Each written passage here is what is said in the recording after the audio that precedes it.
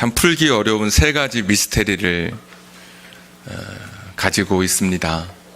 그것이 알고 싶다 팀이 와도 풀지 못하는 세 가지 미스테리가 있는데, 첫 번째 미스테리는 예수님을 믿는다고 하면서도 그 말씀이 기록된 성경 말씀을 읽지 않는 것, 이것이 첫 번째 미스테리입니다. 두 번째는 예수님을 사랑한다고 하면서도 사랑하는 사람이 부탁한 전도의 마지막 그 명령을 전혀 지킬 생각이 없는 것, 이것이 두 번째 미스테리입니다. 세 번째는 말씀을 읽지도 않고 전도는 전혀 생각하지 않으면서도 자신 있게 나는 예수님을 믿고 예수님을 사랑한다고 말하는 것이 세 번째 미스테리라고 이야기하고 있습니다. 24절기 중에 9번째 절기의 이름이 하지 직전에 있는 절기인데, 그 절기의 이름이 망종이라고 하는 절기입니다. 씨를 뿌리기 좋은 때다.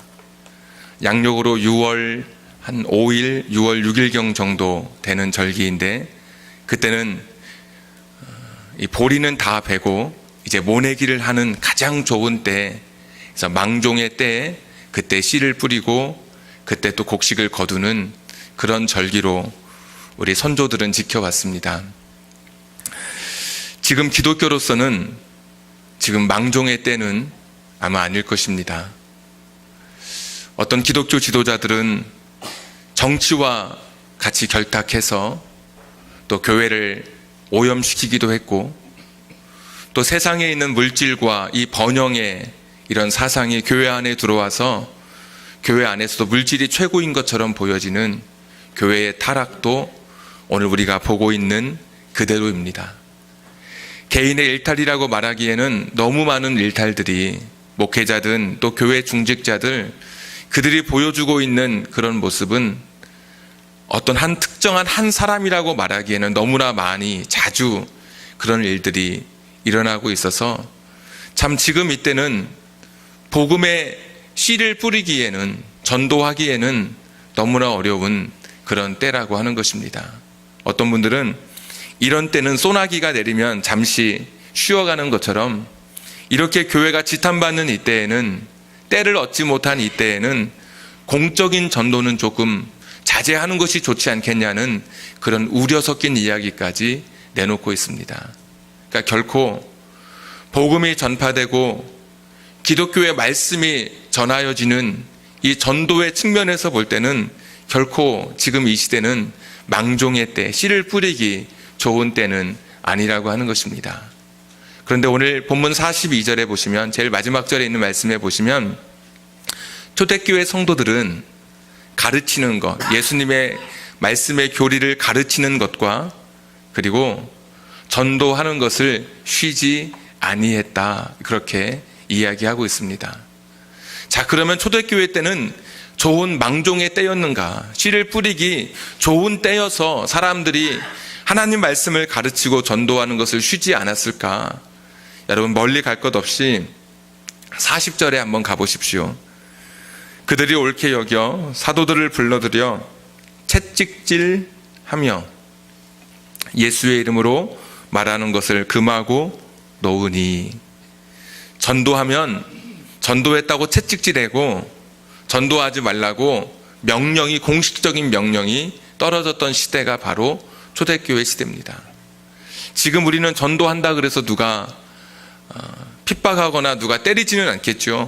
그런데 이 초대교회 시대에는 지금보다 더 안 좋은 망종의 때가 아닌, 그러니까 복음의 씨앗을 뿌리기에는 너무나 좋지 않은 그런 때였습니다. 그런데도 불구하고 오늘 이 사람들은 쉬지 않고 이 전도자의 길을 걸어갔다고 하는 것입니다. 42절의 말씀을 영어로 된 책을 좀 보면 조금 더 실감나게 다가옵니다. 그들은 everyone, 모든 사람들이, 날마다 그랬죠. every day, 모든 날, 언제든지, 그냥 가끔씩이 아니라 날마다, every day, 언제든지, 성전에서든 집에서든 everywhere, 어디서든지 복음을 전하는 전도자의 삶을 살아가는 것입니다. 그래서 everyone, every day, everywhere, 모든 사람들이 날마다 언제든지 어디서든지 복음을 전하는 전도자의 삶. 망종의 때가 아닌데도 불구하고 그렇게 복음을 전하는 사람들의 이야기가 사도행전에 잘 기록이 되어 있습니다. 누가는 잘 기록하고 있는데 2장은 길 모퉁이에서 그렇게 전도자로 살아간 이야기가 기록되어 있고 3장은 예루살렘 성전에서 4장은 산헤드린 앞에서 8장은 광야길에서 10장은 고넬료의 집에서 13장과 24장은 총독 관저에서 9장, 13장, 17장, 18장, 19장은 회당에서 14장은 성문 앞에서 16장은 강변 빨래터에서 그리고 빌립보 감옥에서 17장은 시장터에서 19장은 강연장에서 26장은 정부 지도자 앞에서 27장은 바다 한복판에서 28장은 멜리데 섬에서 그리고 마지막 28장은 바울은 죽을 때까지 셋방에서까지 전도했던 것을 그대로 누가는 기록해주고 있습니다. 그러니까 초대교회 성도들은 환경에 굴하지 않고 망종의 때가 아님에도 불구하고 언제든지 누구나 어디서든지 복음을 전하는 전도자로 살아갔다는 것입니다. 자, 그렇다면 이제 궁금한 것은 이것입니다. 도대체 그들이 망종의 때가 아닌데도 불구하고 어떻게 이렇게 복음의 씨앗을 뿌릴 수 있었을까? 전도의 씨앗을 뿌리기에는 너무 상황이 좋지 않은데 도대체 무엇이 그들로 하여금 이렇게 전도자로 살아가게 한 것일까? 지금 전도지를 들고 이 세상에 나가는 것이 너무나 위축되는 현실인데 어쩌면 이렇게 이 초대교회 이 신앙의 선배들은 전혀 망종의 때가 아닌 이때에 여전히 복음을 전하는 전도자로 살아갈 수 있었을까? 오늘 그 말씀이 이 시대에 한국 교회가 붙들 말씀이고 저와 여러분이 붙들 말씀입니다. 오늘 40절부터 42절의 이야기는 사도들이 감옥에서 풀려난 이야기입니다. 근데 감옥에 갇히는 이야기가 17절에 기록되어 있습니다. 여러분 17절을 한번 찾아보십시오. 5장 17절. 대제사장과 그와 함께 있는 사람 즉 사두개인의 당파가 다 마음에 시기가 가득하여 일어나서 사도들을 잡아다가 옥에 가두었더니 옥에 갇혔습니다. 19절. 주의 사자가 그런데 천사가 밤에 옥문을 열고 끌어내었습니다. 그리고 말하기를 20절에 보니까 가서 성전에 서서 이 생명의 말씀을 다 백성에게 말하라 하매 21절 그들이 듣고 그 새벽에 성전에 들어가서 아침 일찍부터 시작하니까 아침 일찍 성전에 와서 기도하고 예배드리는 사람들에게 와서 이 생명의 말씀을 가르쳤다고 하는 것입니다. 여러분, 이들이 왜 전도자로 망종의 때가 아닌데도 그 말씀을 붙들고 전도자로 살아갈 수 있었던 이유가 바로 오늘 여기 20절에 나옵니다.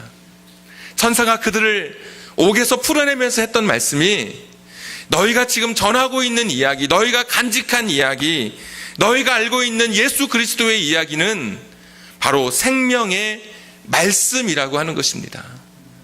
그냥 세상의 지식을 함양하거나 또 이 세상에 교양이 있는 사람으로 사람을 만들어내는 데 필요한 지식이 아니라 너희가 알고 있고 너희가 붙들고 있는 이 메시지는 바로 생명의 말씀이라는 것이죠. 여기 중요한 단어가 나오는데 생명이라고 하는 단어입니다. 작년 10월인가 11월인가 요한복음 6장의 말씀을 가지고 할 때 이 생명에 대한 말씀을 들었습니다. 요한복음을 화려하게 수놓았던 단어가 조회라고 하는 단어, 여러분 기억하십니까? 요한은 푸시케와 조회, 생명을 가리키는 단어가 한 4개 정도 있는데 2개는 별로 빈도수가 없고 성경에 가장 많이 쓰이는 단어가 푸시케와 조회였습니다. 그러니까 어떤 사람은 푸시케를 조회를 같이 섞어 쓰기도 하는데 요한만큼은 철저하게 푸시케와 조회를 나누었습니다. 그러니까 내가 양을 위해서 목숨을 버린다 할 때는 푸시케, 인간의 목숨을 가리키는 유한한 생명을 가리키는 그런 단어를 씁니다. 내가 양을 위해서 생명을 바친다 할 때도 내 생명을 바치는 것이니까 그때도 푸시케를 씁니다. 근데 똑같은 생명이라고 하는 단어인데 나는 부활이요 생명이니 할 때는 조회를 씁니다. 이 땅의 생명이 아니라 영원한 생명을 이야기하고 있는 것이죠. 요한복음 5장 24절에 나를 믿는 자는 생명으로, 사망에서 생명으로 옮겼다 할 때도 그때도 푸시케가 아니라 조회를 쓰고 있습니다. 이 생명은 이 땅의 생명이 아니라, 유한한 생명이 아니라, 몸과 함께 썩어져서 사라져가는 생명이 아니라 영원히 살아가는 생명이라고 할 때 이 조회를 쓰고 있는 것이죠. 그런데 오늘 여기 생명의 말씀이라고 하는 단어가 여기에 조회가 쓰여지고 있습니다. 우리가 붙들고 있는 이 말씀, 우리가 알고 있는 예수 그리스도의 이야기는, 우리가 사람들에게 전하고 있는 이 전도의 메시지는 이 땅의 생명을 위한 것이 아니라 영원한 생명을 위한 것이기 때문에, 우리는 이 영원한 생명의 말씀을 가지고 있는 사람들이기 때문에 망종의 때가 아니어도 불구하고, 씨를 뿌리기에 좋지 않은 때라도 불구하고 그들은 이 생명의 말씀을 붙들었다고 하는 이 사실을 기억하고 그들은 전도자로 세상에 나서게 된 것입니다. 요한복음 6장의 이야기를 조금 더 여러분에게 들으면, 예수님께서 푸시케를 얻으려고 왔던, 육신의 떡을 얻으러 왔던 오병이어의 기적 이후에 그 떡을 구했던 사람들에게 나는 너희들에게 조회를 주시는 분이라고 그렇게 말씀해 주셨습니다. 나는 푸시케, 너희들의 육신의 생명을 더 연장시켜주는 그런 존재가 아니라 나는 너희에게 영원한 생명을 주는, 조회를 주는 분이라고 말씀했더니 사람들이 떠나고 1차적으로, 두 번째 많은 제자들이 떠나갔습니다. 둘러보니까 12제자만 남았습니다. 그럴 때 이렇게 묻죠. 예수님께서 너희도 가려느냐? 너희도 갈 거냐? 이렇게 물었습니다. 그랬더니 베드로가 그때 이렇게 말씀하죠. 주여, 우리가 어디로 가겠습니까? 영생의 말씀이 여기 계신데 우리가 누구를 떠나가겠습니까? 우리가 주님을 떠나가겠습니까? 영생의 말씀이 여기 계신데, 그때도 그 영생의 말씀이 바로 영생이 조회입니다. 오늘 사도들이 그것을 다시 한번 기억하고 있습니다. 내가 알고 있는 말씀, 우리가 교회에서 지금 하고 있는 이야기들, 성경을 통해서 듣고 있는 이야기는 조회의 말씀이라는 것이죠. 사도들이 이것을 천사를 통해서 다시 한번 기억하고, 지금 옥에 갇혔잖아요.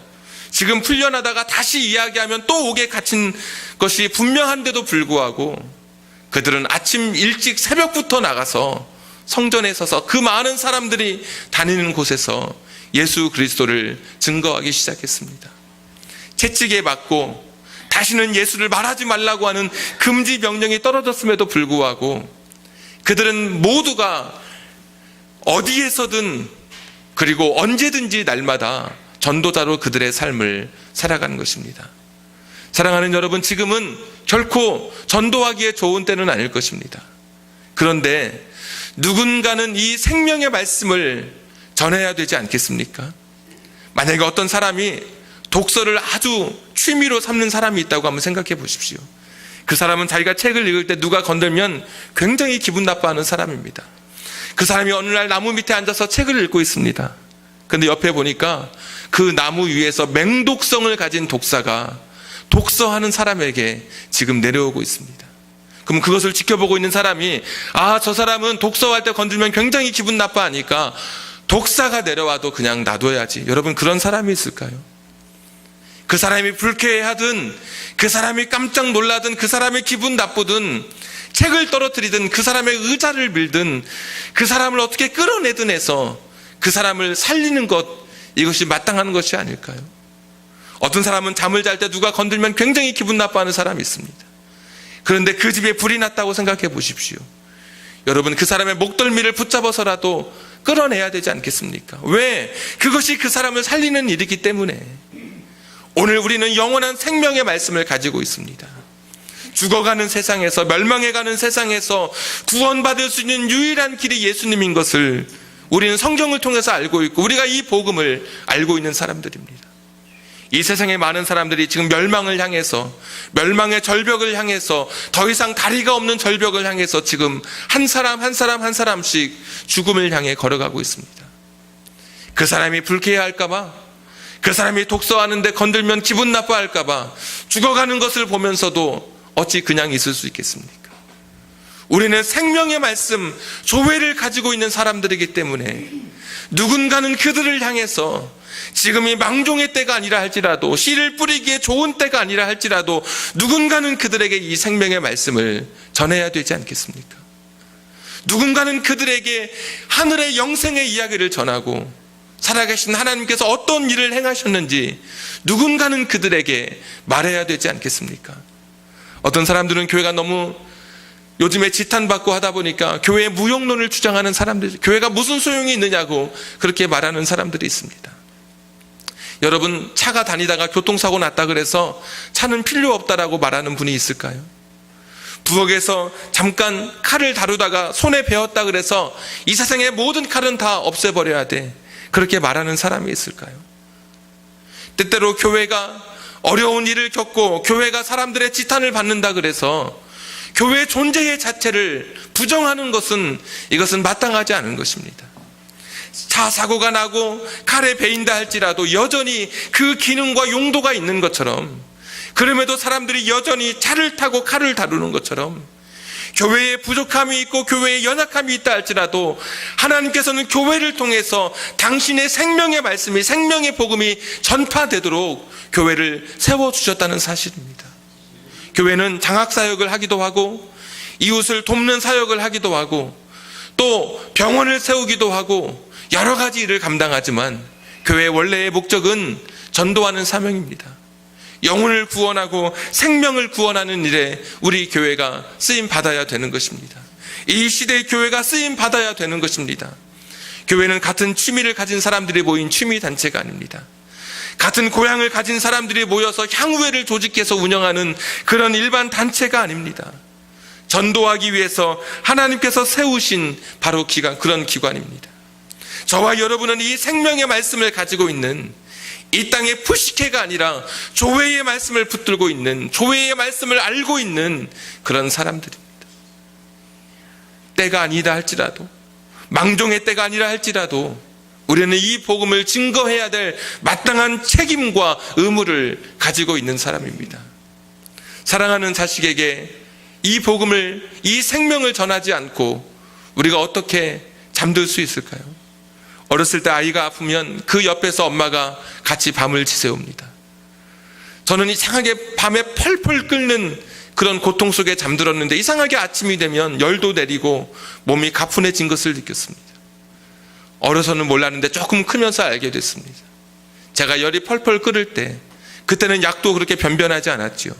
어머니께서 그 자식 이마에 앉아셔서 조시면서 계속해서 물을 이 타올에 적셔가지고 계속 이마에 얹어 놓으셔서, 나는 힘들어서 잠들었지만, 나는 열에 지쳐 잠들었지만 그 다음날 어머니의 그 희생 때문에, 어머니의 그 사랑 때문에 열이 내렸던 것을 뒤늦게 그렇게 깨닫게 되었습니다. 우리의 육신의 생명을 위해서도 우리의 부모가 자식을 위해서 여러분 어떻게 살아가십니까? 그런데 영원한 생명, 조회를 위해서는 오늘 우리가 자식에게 어떻게 해야 될까요?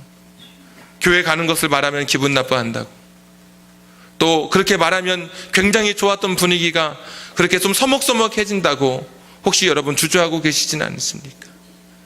지금은 아이가 별로 기분이 좀 오늘 낯빛이 어두우니까 지금은 망종의 때가 아닌가 봐, 나중에 해야지. 여러분, 그래서 지금까지 사실 미뤄오신 것도 있지 않겠습니까? 그가 떠나든 내가 떠나든 우리는 이 세상을 떠나는 존재입니다. 우리의 생명이 여기서 영원히 머물 수 없습니다. 우리는 푸시케의 생명이 끝나면 어떤 사람은 조회의 영원한 생명을 가지는 사람이 있고, 또 영벌의 심판의 생명을 가지고 영생과 영벌로 나뉘어지는 날이 있을 것입니다. 모르는 사람을 위해서도 길거리에서 한 사람이 위험에 처하면 그 사람을 밀어내고 대신 교통사고 당하는 사람들의 이야기를 들어보았습니다. 수영을 그리 썩 잘하지 못해도 물에 빠져 어린아이가 지금 물속에서 사경을 헤매고 있으면 앞뒤 가리지 않고 그 아이를 꺼내기 위해서 들어갔다가, 생판 모르는 아이를 위해서 들어갔다가 자기는 빠져나오지 못하는 의인들의 이야기를 종종 들을 수 있었습니다. 모르는 사람이지만, 얼굴도 모르고 이름도 모르지만 그 사람의 생명을 위해서 많은 사람들이 뛰어 들어갑니다. 초대교회 성도들이 이 망종의 때가 아닌데도 그들이 이 생명의 말씀을 전할 수 있었던 것은, 전도할 수 있었던 것은 다른 것이 아닙니다. 저 사람 내가 얼굴을 모르고 저 사람 나랑 관계없는 사람이지만 저 사람이 그냥 죽어가는 것, 멸망을 향해 걸어가는 것을 그냥 지켜볼 수 없기 때문에 내가 가지고 있는 이 생명의 말씀, 이것을 전하지 않을 수 없기 때문에 그들은 씨를 뿌리기 좋은 때가 아님에도 불구하고 그들은 씨를 뿌리는 전도자로 하나님 앞에 서게 된 것입니다. 오래전에 나왔던 영화 한 편 중에 굉장히 인상 깊은 영화가 있습니다. 아마 많은 분들이 그 영화를 보셨을 것입니다. 타이타닉이라고 하는 영화입니다. 길이가 한 300m 되는 그런 배입니다. 절대로 무너지지 않는 배라고 그렇게 사람들이 불렀었습니다. 이 호와 유람선이 바다를 떠다니는 유빙에 부딪혀서 그만 바다 안으로 이제 수장되는 그런 이야기입니다. 사람들의 마음속에 굉장히 여러 가지 기억을 많이 던져줬던 그런 영화입니다. 이 영화가 상영되고 나서는 유람선을 타면 연인들이 그 배 앞으로 가서 손을 벌린다고 합니다. 그 영화에 그런 장면이 나오거든요. 거기에 많은 영웅들이 비극적인 상황 속에서 등장합니다. 잭이라고 하는 한 청년은 술집에서 우연히 도박하다가 그 타이타닉 3등실에 올라타는 행운을 얻었습니다. 거기서 1등석에 탄 어떤 여인과 운명적인 사랑을 하게 되죠. 그리고 그 여인을 위해서 마지막 자신의 생명을 내놓는, 여인을 그 문짝 널빤지에 태우고 자기는 그 널빤지 끝을 붙들고 있다가 온몸이 차갑게 얼어붙어 죽는 그런 잭이라고 하는 사람의 이야기도 거기에 나옵니다. 또 다른 영웅도 거기에 등장합니다. 캡틴 스미스라고 불렸던 선장은 배가 가라앉는 마지막 그 순간까지 이 배의 키를 놓지 않고 배와 함께 자신의 운명을 같이 했던 아주 영웅적인 사람입니다. 그런가 하면 거기에 있었던 선원들, 그들 역시 탈 수 있는 그 구명조끼와 또 탈 수 있는 그 구명대에 한계가 있기 때문에 그 사람들에게 다 나누어 주고 자기들은 그 배에서 마지막 운명을 맞이했습니다. 참 굉장한 영웅들이죠. 그런데 거기에 또 하나의 영웅이 등장합니다. 윌레스 하틀리라고 하는 한 사람이 등장하는데, 이 사람은 배가 가라앉기 시작할 때, 사람들이 우왕좌왕하면서 울부짖기 시작할 때, 이 사람은 그 배의 악단의 연주장이었습니다. 악장이었죠. 그 사람이 갑자기 바이올린을 켜기 시작합니다. 그 영화를 보신 분들은 기억하시겠지만 그 영화에 나오는 그 선율은 내 주를 가까이 하게 함은 십자가 짐 같은 고생이나, 내 주를 가까이 하게 함은, 그러면서 그 곡의 선율이 계속해서 흘러가게 됩니다. 천성에 가는 길 험하여도 생명길 되나니 은혜로다. 천사날 부르니 늘 찬송하면서 주께 더 나가기 원합니다. 연주하기 시작할 때 막 서둘러서 자리를 피하던 다른 연주자들까지 같이 그 연주에 동참하기 시작합니다. 조금 전까지 울부짖던 사람들, 조금 전까지 죽음의 그늘 앞에 서 있던 사람들이 그 음악을 들으면서 몇몇 사람들이 숙연해지면서 기도하기 시작합니다. 이때 윌레스 하틀리가 그렇게 외치기 시작합니다. 영화에 보시면, 여러분 예수님만이 소망이십니다. 여러분 예수님을 가까이 하십시오. 예수님만이 우리의 인생의 전부가 되십니다. 여러분 예수 그리스도 그분만을 의지하십시오. 사람들이 그 외침 속에서 많은 위로와 또 많은 도전과 거기서 새로운 소망을 발견하면서 그 죽음의 순간에 두려움 없이 세상을 떠나는 사람들의 이야기가 그려져 있습니다. 잭이라고 하는 사람, 또 다른 이야기는 사실 많이 각색되어 있지만 여기 윌레스 하틀리라고 하는 이 사람의 이야기는 실화 그대로입니다. 경건한 그리스도인으로서 그 배를 탈출했던 사람들이 그 윌리스 하틀리가 했었던 그 마지막 그 연주를 기억하고 사람들에게 증언하는 것입니다. 죽어가는 사람들을 바라보면서 그 사람들을 향해서 예수 그리스도를 소개하고 있는 것. 복음을 전하기 어렵고 씨앗을 뿌리기 좋지 않은 망종의 때가 아닌데도 불구하고 예수 그리스도를 그들에게 증거하고 있는 것. 여러분, 이것이 전도 아닙니까? 내가 알고 있는 그 예수님, 영원한 생명을 주시는 그 예수님, 내가 지카 바이러스의 특효약을 알고 있다면, 내가 에이즈의 특효약을 알고 있다면 내가 사람들에게 말해야죠. 내가 사람을 살릴 수 있는 생명을 알고 있다면 그것을 공개해야 되지 않겠습니까? 말하고 사람들을 살리는 것이 마땅하지 않겠습니까? 오늘 초대교회 성도들은 핍박이 있고 굉장히 힘든 인생의 시간들을 보냈으면서도 그들은 자기가 가진 이 조회의 복음, 영생의 복음을 이것이 얼마나 소중한 것인 줄 알았기 때문에 그냥 땅에 묻어두지 않았습니다. 초대교회 때도 여러분 굉장히 힘들었습니다. 5장 마지막이지만 5장 초반부에 보면 교회도 굉장히 뒤숭숭했습니다. 아나니아 삽비라가 하나님을 속이는 위선적인 행동을 하면서 교회를 무너뜨리려고 하는 시도가 있었습니다. 충성스러운 사람 2사람이 죽어나가고 사람들은 교회 다니는 것도 똑같구나 손가락질하기 시작했습니다.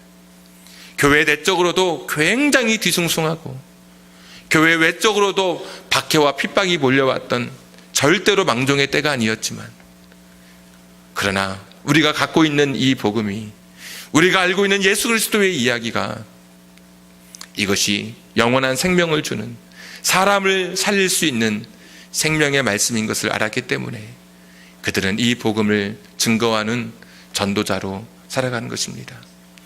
여기 전도하기를 쉬지 않았다고 이야기했는데, 이 전도라고 하는 단어가 지난주 혹시 여러분 기억하십니까? 복음이라고 하는 단어를 설명할 때 유앙겔리온이라고 하는 단어를 사용했죠. 그 단어가 여기 그대로 쓰여져 있습니다. 그러니까 전도는 뭐냐? 좋은 소식을 말하는 것, 이것이 전도입니다. 여러분, 어려운 것이 아니라 지난주 유앙겔리온이 그거였잖아요. 황제가 한 도시를 방문할 때 옷도 주고 집도 고쳐주고 길도 새롭게 만들어주고 먹을 한 달치 양식도 주는 것, 얼마나 기쁜 소식인지.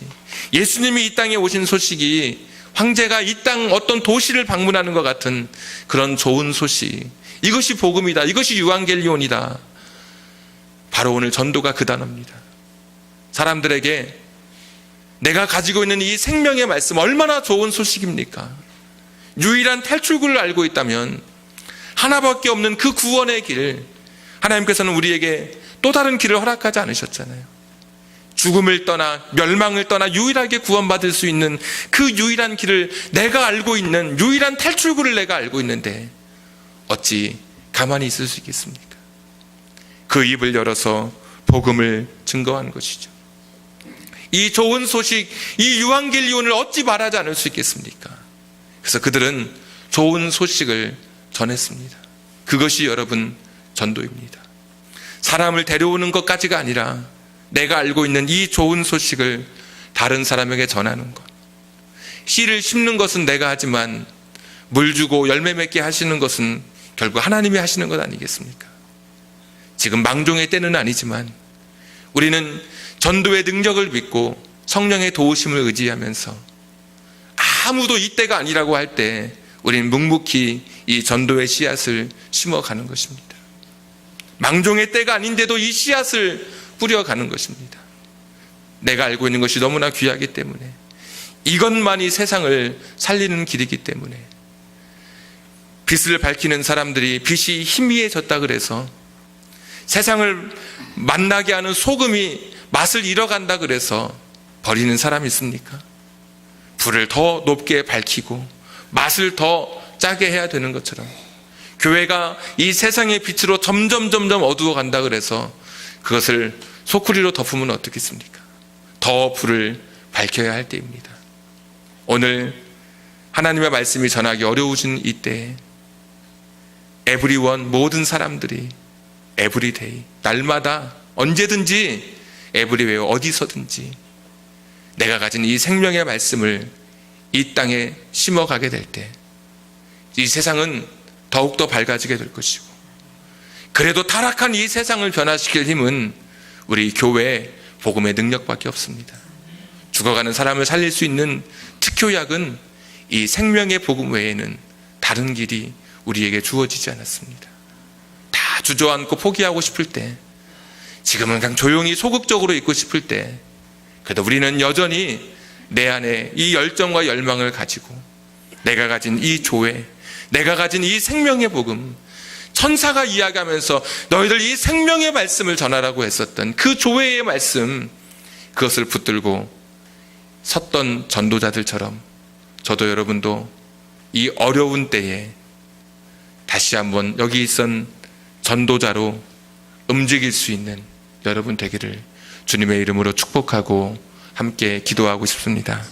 우리 같이 한번 이 시간에 내가